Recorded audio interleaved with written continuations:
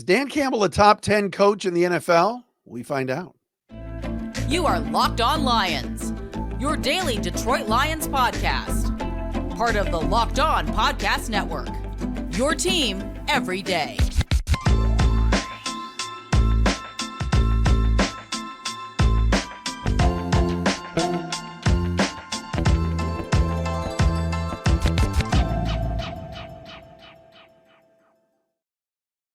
And here we go, everybody. Matt Derry with you. It is another installment of Locked On Lions right here on the Locked On Podcast Network, your team every single day, right here on a Thursday, April the 4th, and a Friday, April the 5th. Thanks for making us your first listen, checking us out wherever you get your podcast. Shout out to our everydayers who are out there. Appreciate you, whether you're watching on YouTube and commenting on our Locked On Lions YouTube channel, whether you're on Twitter at Derry Speaks or at Locked On Lions, Facebook crowd, Matt Derry Facebook fan page. Or you're listening wherever you get your podcast. We appreciate you for checking us out each and every day. Coming up on the show today, a head coaching rankings list from Pro Football Network, which might get people a little bit riled up. I think it's not as bad as some Lions fans think. We will get into that coming up momentarily. There's a free agent wide receiver that apparently the Lions reportedly are one of 5 teams that has interest in. We'll talk about that. Also today, what else do I have on the show today? I can't read my own board today. Visits, yes. What are the reported visits so far? Lions get 30 players that they can bring into Allen Park leading up to the draft. Who has been in so far? We'll update that list. And also, a personal note for me, a little bit of a sadness. As a friend of mine lost his job, and I want to just give a shout out at the end of the show today to that buddy and someone that's been on the show many times right here on Locked On Lions. Again, thanks for making us your first listen, checking us out wherever you get your podcasts. Locked On Lions today is brought to you by our friends at the Gametime app. It is simple. You looking for tickets? Download the Gametime app. All right, create an account and use code LOCKEDONNFL for $20 off your first purchase. All right, so I saw this list the other day, and I meant to get to it like Tuesday or Wednesday, but I didn't. But I want to get to it now. Our friends at the Pro Football Network at PFN put out their list of the top coaches in the NFL. And so think about it for a second. With all of the head coaches that there are in the league, all right, we know there's guys on at the pinnacle, at the top of the profession. Andy Reid, Mike Tomlin, John Harbaugh,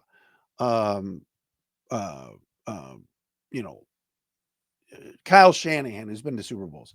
Where's Dan Campbell, do you think, on this list? If you're going to rank and rate where Dan Campbell is, where do you put him? Now, here's a little bit of a caveat with this. Number one, when you think about Dan Campbell, you think about what he inherited. All right. And what I take into consideration too for coaches is it's not just like they can just roll out the ball and have a great team. Phil Jackson to me was a great coach. Don't get me wrong. The Zen stuff, how he handled the locker room, how he massaged personalities. All right. Phil Jackson won 9 titles, 6 with the Bulls, 3 with the Lakers, whatever it was. It could be 10. Guy was a great coach, but you give Phil Jackson this year's Pistons. All right. He wasn't going to win either. All right. You do better than Monty Williams, but you get my point.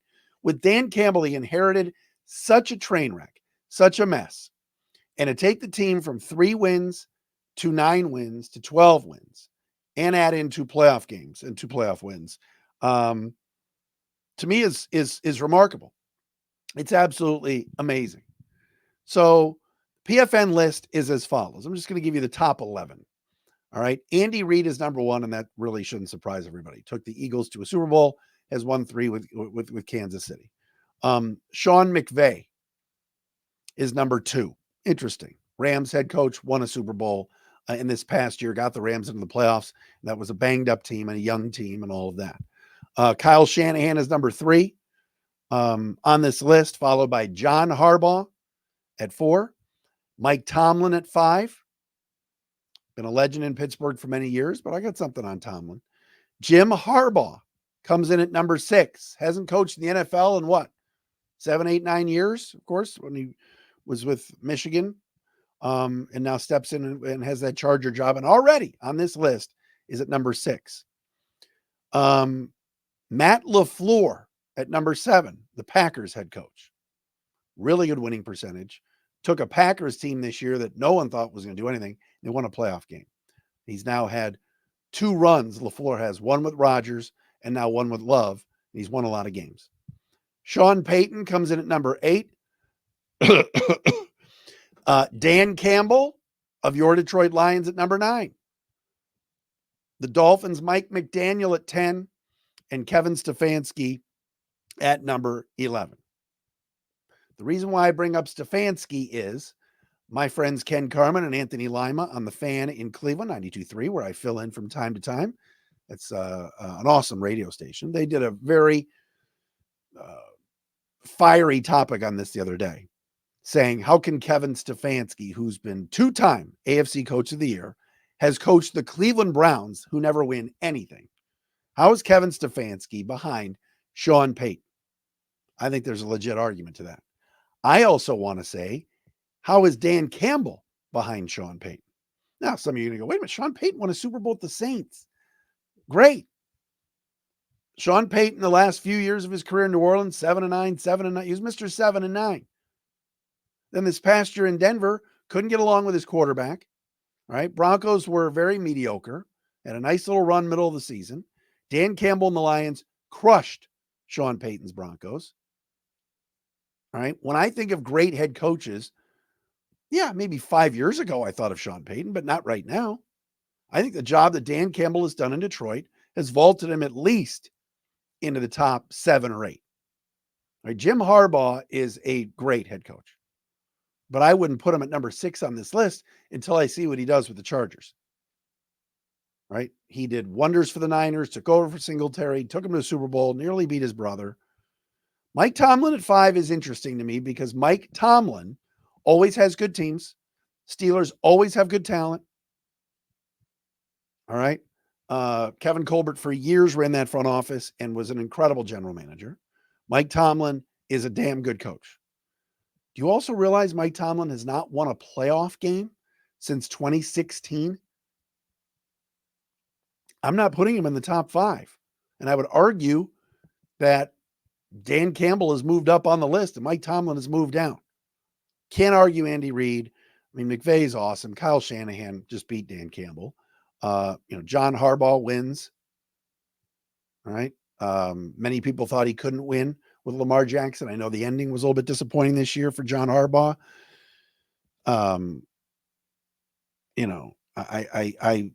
Matt LaFleur, yes. I'm putting Matt LaFleur ahead of Dan Campbell. I know some of you are going to go, wait a minute, come on. He's had all this talent. It's the Packers. He had Aaron Rodgers. Now he has Jordan Love. Matt LaFleur this year did a damn good job. He did a really good job with a young team in Green Bay. Arguably, I think it is the youngest team in the league.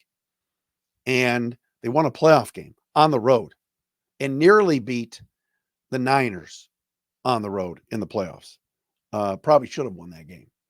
Matt LaFleur is really good and have to navigate through that Rodgers stuff, get Jordan Love ready. Got off to a slow start last year and then turned it up.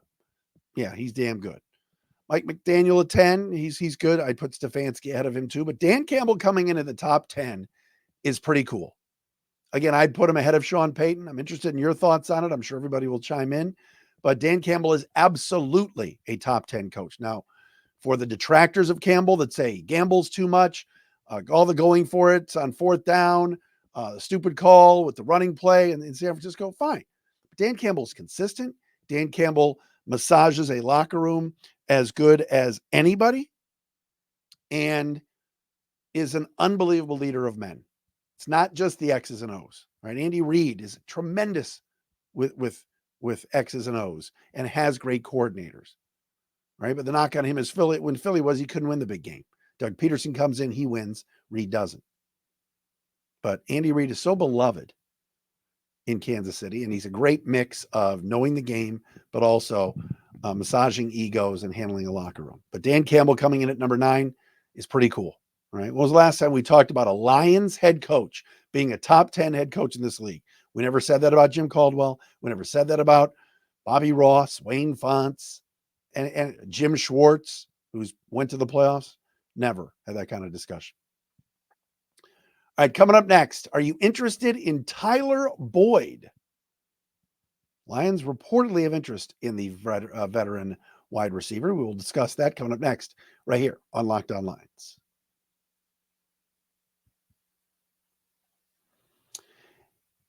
All right, folks, we are back. And did you know that even if you have a 401k for retirement, you can still have an IRA? Robinhood is the only IRA that gives you a 3% boost on every dollar you contribute when you subscribe to Robinhood Gold. But get this, now through April 30th, Robinhood is even boosting every single dollar you transfer in from other retirement accounts with a 3% match. That's right, no cap on the 3% match. Robinhood Gold gets you the most for your retirement thanks to their IRA with a 3% match. This offer is good through April the 30th. Get started at Robinhood.com/boost. Subscription fees apply. And now for some legal info. Claim as of Q1 2024, validated by Radius Global Market Research. Investing involves risk, including loss. Limitations apply to IRAs and 401ks. 3% match requires Robinhood Gold for 1 year from the date of first 3% match. Must keep Robinhood IRA for 5 years. The 3% matching on transfers is subject to specific terms and conditions. Robinhood IRA is available to U.S. customers in good standing. Robinhood Financial LLC, member SIPC, is a registered broker-dealer.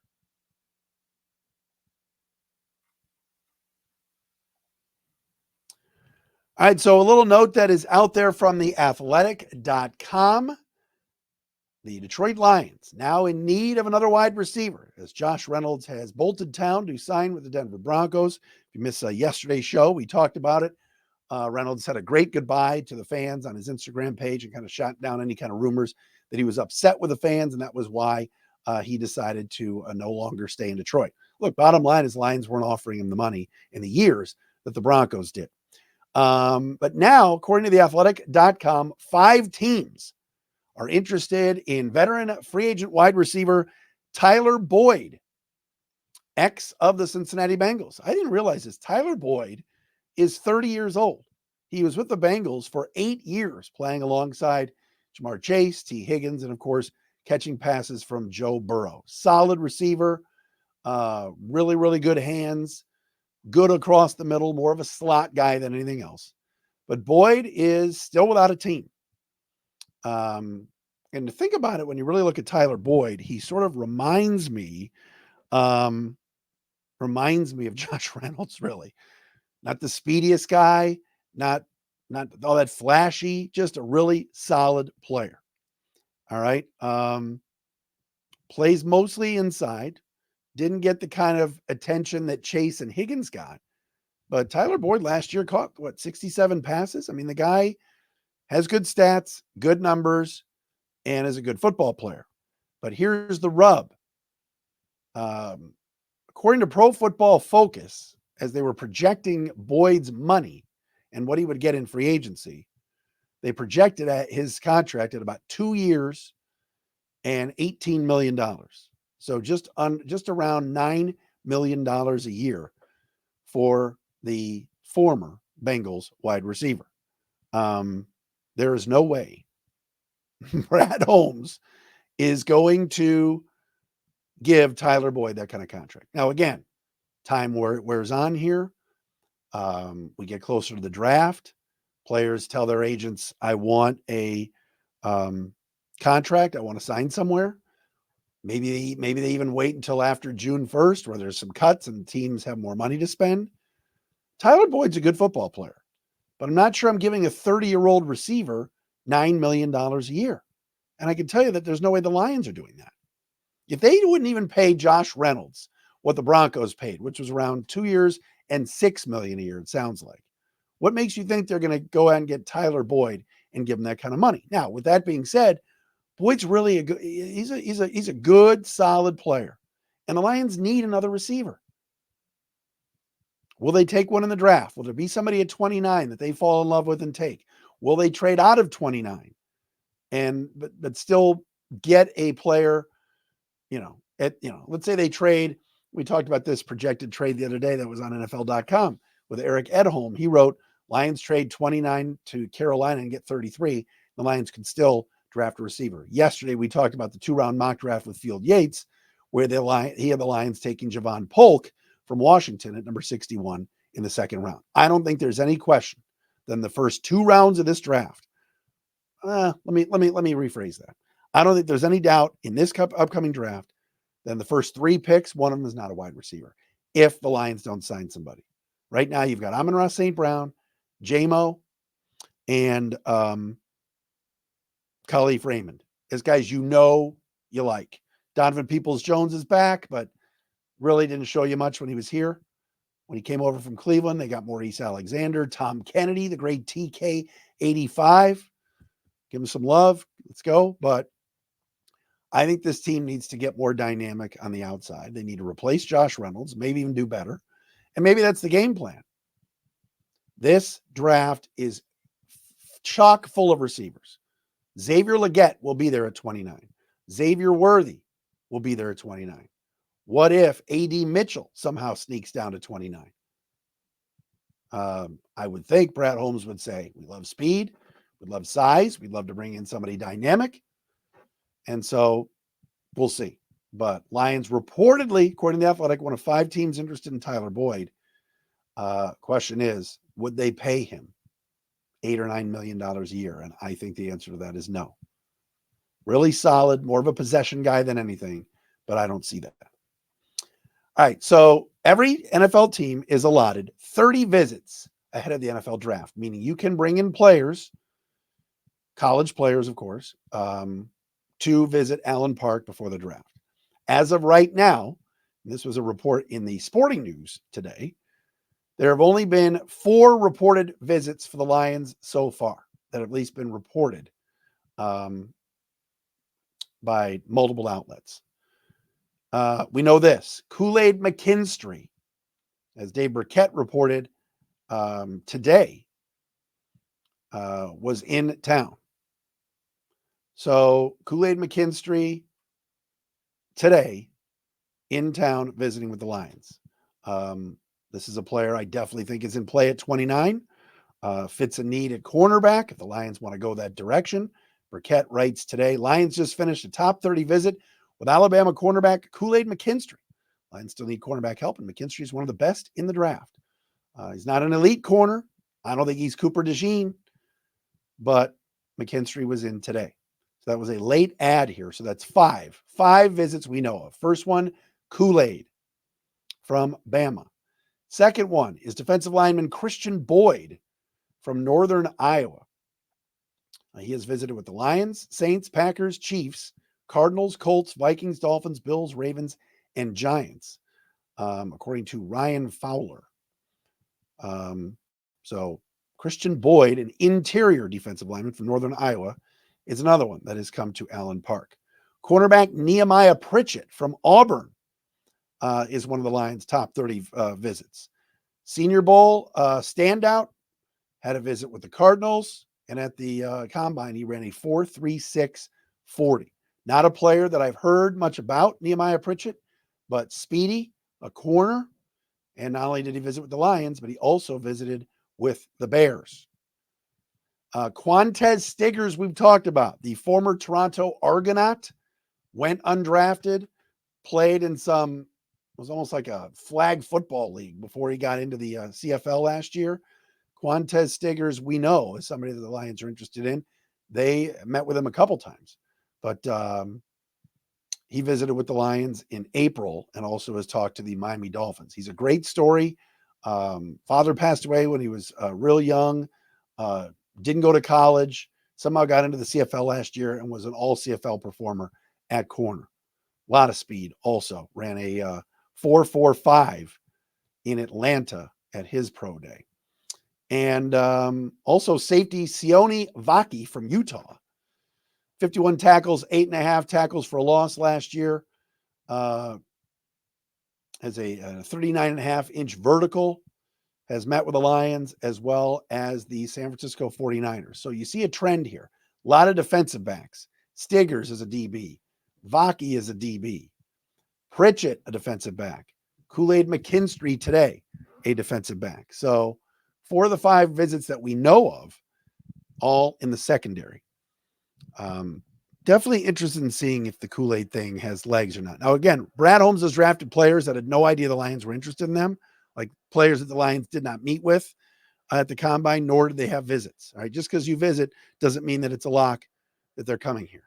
but interested in seeing that Kool-Aid was in town today. I like him as a player. I think he didn't have as good of a year this year as he's had in previous years. I think there are better corners in this draft. I think Wiggins is a better corner. Certainly the kid from Toledo, Mitchell's a better corner. I think DeJean's better. But with Cam Sutton now out of the picture, always need help at corner. I know the Lions have added a bunch and brought back Vildor, but still, you can never have enough of those kind of players. All right, quick note on something that the NFL Network did earlier today. We will get to that next, right here on Locked on Lions.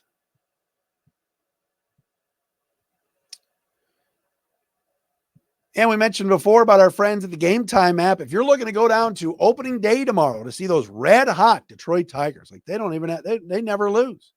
You want tickets to the game, you can get them on the Gametime app. Why? Because Gametime is now an authorized ticket marketplace of MLB, which makes getting tickets even faster and easier. Prices on the Gametime app actually go down the closer it gets to the first pitch. Right? Here's a great thing that I like about Gametime. Last minute tickets, you can get them right beforehand. Flash deals, zone deals, which means money off, but also the view from your seat in the venue is just the best. You just tap on where you want to sit, right? Let's say it's a lower bowl, and then you can kind of look right, look left, and see exactly where you are sitting. I love the seat views. You get the panoramic view from your seat in the app before you buy, so you know exactly where you're going to be sitting. Take the guesswork out of buying tickets with Gametime. Download the Gametime app, create an account, and use code LOCKEDONNFL for $20 off your first purchase. Terms apply. Again, create an account, redeem the code LOCKEDON NFL for $20 off. Download the Gametime app today. Last minute tickets, lowest price, guaranteed. And hey, we got to tell you about our friends at eBay Motors. Passion, drive, and patience. The formula for winning championships is also what keeps your ride or die alive. eBay Motors has everything you need to maintain your vehicle and level it up to peak performance. Superchargers, roof racks, exhaust kits, LED headlights, and more. Whether you're into speed, power, or style, eBay Motors has you covered. With over 122 million parts for your number one ride or die, you'll always find exactly what you're looking for. And with eBay Guaranteed Fit, your part is guaranteed to fit your ride every time or your money back. Because with eBay Motors, you're burning rubber, not burning cash. With all the parts you need at the prices you want, it's easy to make your car the MVP and bring home huge wins. Enjoy, or I should say, keep your ride or die alive at ebaymotors.com. Eligible items only. Exclusions apply. eBay Guaranteed Fit. Only available to U.S. customers.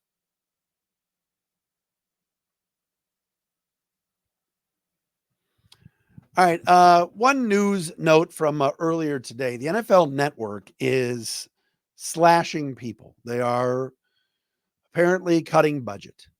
So people like Melissa Stark, who you've seen on the NFL Network and also is the sideline reporter for NBC, she is no longer at the network. Others were let go today. Will Selva, I think is his name, as a reporter. Others, but a very good friend of mine and somebody that I've known for, 30 years. And you've seen him on the podcast. You've heard him on the show. The great Andrew Siciliano was let go by NFL Network today. I've texted Andrew just to reach out, tell him I'm here for him if he wants to chat. I know he's going to do bigger and better things somewhere else. But Andrew is a great friend. But not only that, he's amazing on TV. And yes, some of you are going to go, oh, is that the guy with the big ears? Like, stop. All right. Andrew's damn good at his job. And Albert Breer put out a tweet today just kind of saying, how does the NFL Network move on? How do they justify letting somebody like Andrew go? Whether he's hosting one of the shows during the week, the Sunday show that he hosts, when he was hosting the DirecTV Red Zone channel, which was, by the way, the original Red Zone channel. And sorry, Andrew's the better host than the other guy. Just my opinion. I know some of you are going to go, oh, no, Andrew's good. Andrew was the original before the other guy came along, just so you know. He's just really good at his job. And he's done some games for Big Ten Network and Peacock. He does the Rams preseason games. He's going to land on his feet. But just this is just a reminder of how tough this business is. The NFL Network should be swimming in money. We all watch NFL Network. They have games on the NFL Network. It's the NFL. Who watches like I love baseball, but does anybody watch MLB Network? God bless Brian Kenny. All right, on MLB Network. All right. They have a nice wrap-up show. They do some decent work. All right. But like, come on now. NFL Network is the network of the king sport. So to hear that somebody's getting let go and it's a budgetary thing and it's a group of people that were let go. There were others as well, but just sucks. And it's just a reminder of how tough the business is. But I wish Andrew all the best. I know he's going to be back on his feet somewhere else and doing great things. I know there's been some reports and rumors about the NFL Network merge with ESPN, all of this stuff. I don't know. But man, it's hard to believe that a network like that covers the sport that is the king, that is just a giant moneymaker. You know, when you hear that Roger Goodell makes like $50 million a year, they couldn't keep someone like Andrew around or some others. It's crazy. Adnan Virk, by the way, at MLB Network is my boy too. We love AB. So I just wish Andrew the best, and I hope he bounces back and is somewhere where we can all watch him because he does great work. We'll have him on the pod shortly too.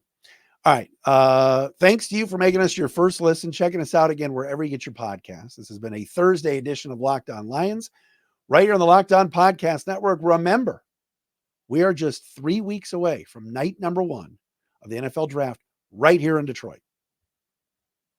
Be safe tomorrow on opening day. For those of you that are going downtown, I'll be down there tomorrow, and we'll talk to you again tomorrow, late in the day.